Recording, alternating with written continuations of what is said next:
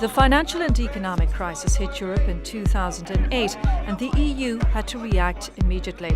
First thing to do was to give support to European banks because the bank crash would have negatively affected every citizen.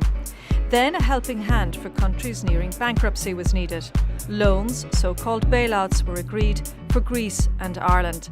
Austerity measures were adopted to reduce budget deficits. And so, closer economic and budgetary coordination among EU countries has now become a necessity. Big EU players realise that besides saving money, it is of utmost importance to kickstart economic growth and to create new job opportunities. There are more than 20 million people looking for jobs, more than 20 million SMEs are waiting for help from the EU. Why don't every single SME is creating a job for a European person? And somehow we are going into these directions because the loans were made ready to the citizens to make sure that they can start up their small businesses. Today there are 26.5 million people unemployed across the EU, with the most dramatic situation in Spain and Greece, where more than 55% of young people under 25 have no jobs.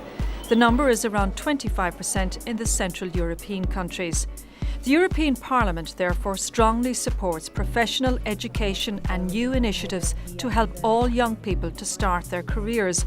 One example is the Youth Guarantee Scheme. Youth Guarantee is a program of the European Union which will be supported by the European Parliament very soon. And this program will give the chance for the absolvents of the high schools or universities in the European Union who cannot find a job to get a special training or other education which is needed for the labour market, or the other possibility to find the employment in the labour market for the special period.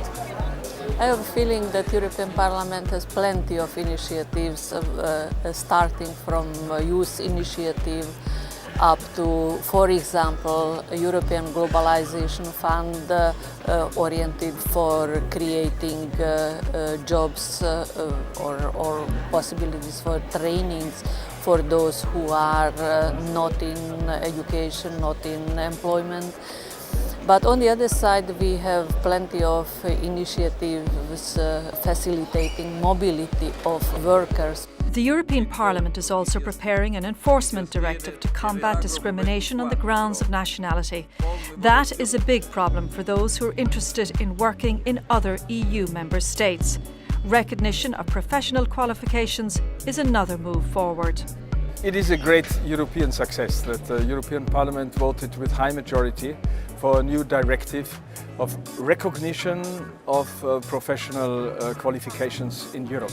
Over 800 professions get faster and easier their recognition when they work outside of their home country.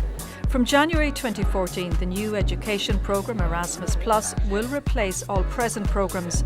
Over 4 million people will benefit from EU grants for education and training opportunities abroad between 2014 and 2020. That almost doubles the number who currently receive such supports.